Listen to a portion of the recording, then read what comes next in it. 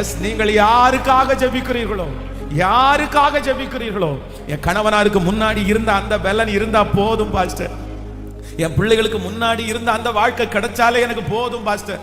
ஆனா ஆண்டவர் இன்றைக்கு தெளிவா வாக்கு கொடுக்கிறார். அவன் யோபுக்கு முன் இருந்த எல்லாவற்றை பார்க்கிலும் கர்த்தர் அவனுக்கு இரண்டத்தனையாய் அவனுக்கு கர்த்தர் தந்தருளினார். ஹல்லேலூயா.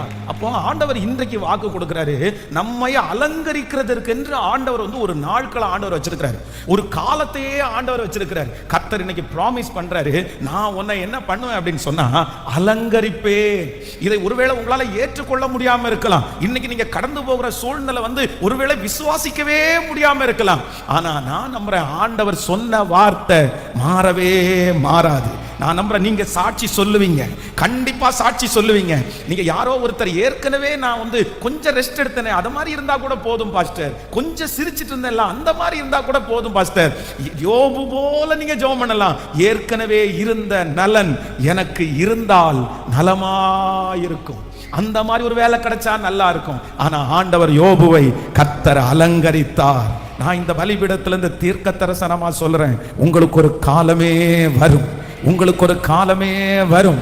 அந்த காலம் என்னன்னா கர்த்தர் அலங்கரிக்கிற காலம். யோபுவுக்கு பிள்ளைகளை கொடுத்து கர்த்தர் அங்கீகரித்தார். அவன் இழந்த வைசூரியத்தை கொடுத்து கர்த்தர் அங்கீகரித்தார். உடலிலே ஆரோக்கியத்தை கொடுத்து ஆண்டவர் அலங்கரித்தார். ஊழியத்தை கொடுத்து ஆண்டவர் அலங்கரித்தார். நான் விசுவாசிக்கிறேன், நீங்கள் கரங்களை தட்டி கொண்டு இருக்கும் போது கர்த்தர் உங்களை அலங்கரிக்க ஆரம்பிக்கிறார். இந்த 100 நாட்கள் எதற்காக என்றால் தேவன் உங்களை அலங்கரிக்க போகிறார். எஸ்தர் குப்பையிலே வாழ்ந்த அந்த மகளை கொண்டு வந்து ராஜ சமூகத்திலே அலங்கரிக்கப்பட்டது போல கர்த்தர் சிலரை தெரிந்தெடுக்கிறார், சிலரை கர்த்தர் தெரிந்தெடுக்கிறார். கர்த்தர் வாக்கு கொடுக்கிறார், உன் மூலமாய் கிருபைகள் செயல்படும், உன் மூலமாய் வரங்கள் செயல்படும், உன்னை கொண்டு அற்புதத்தை நான் செய்வேன், உன் விரல்களிலே அற்புதம் நடக்கும், நான் உன்னை அலங்கரிப்பேன்.